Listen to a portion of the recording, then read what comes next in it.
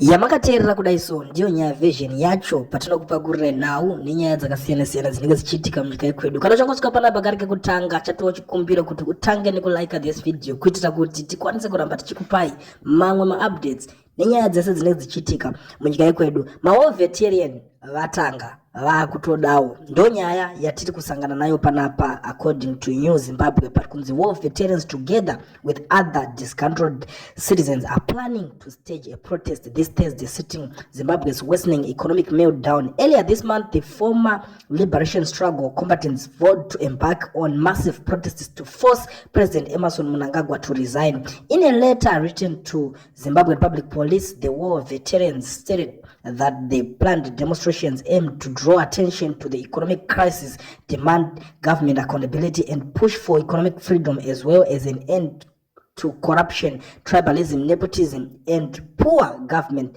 We, the concerned citizens of Zimbabwe, hereby notify the Joint Operation Command of our intention to participate in a peaceful demonstration countrywide. This demonstration is a direct response to the current state of the Zimbabwe economic, which has been exacerbated by corruption, tribalism, nepotism, and lack of government. We wish to emphasize that the demonstration is a constitutional right as enshrined in the Constitution of Zimbabwe. We are exercising our right to hold the government accountable for the economic meltdown which has deprived citizens of economic freedom, reads the letter. The letter was signed by Zimbabwe National Liberation War Veteran Association, the Zimbabwe National Students Union, ZINASU, representatives of doctors and nurses, the Vendors Association, and teachers representatives. Recently, the war veterans held a press conference calling for President Emmerson Mnangagwa to step down immediately,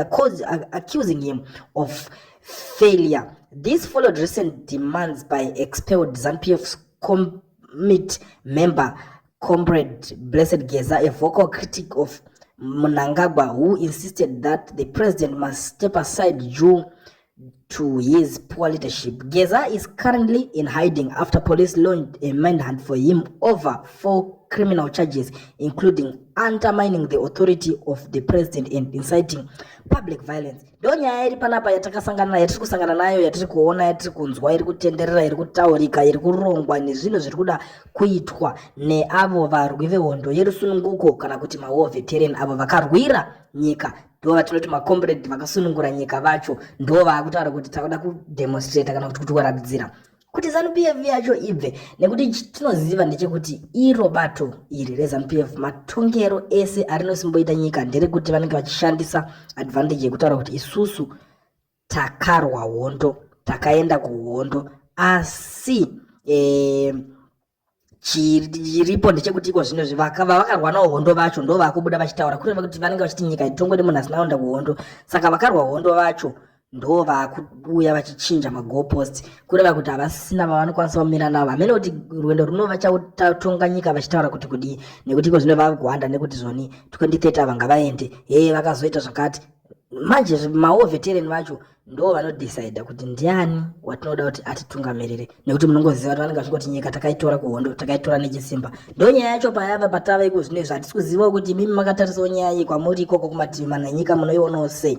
Zvakakosha kuti mudeidza hama neshamwari movaonesa follow pano pachannel yatinovapakurira nyaya dzakasiyana-siyana dzinenge dzichiitika munyika yekwedu. Tell a friend to tell a friend. Kana mapedza kunzwa nyaya inei mobva makomenda muchitudzo zvamuri kufunga pachannel ino panyaya inei yatava nayo takakubatira muzuva ranhasi.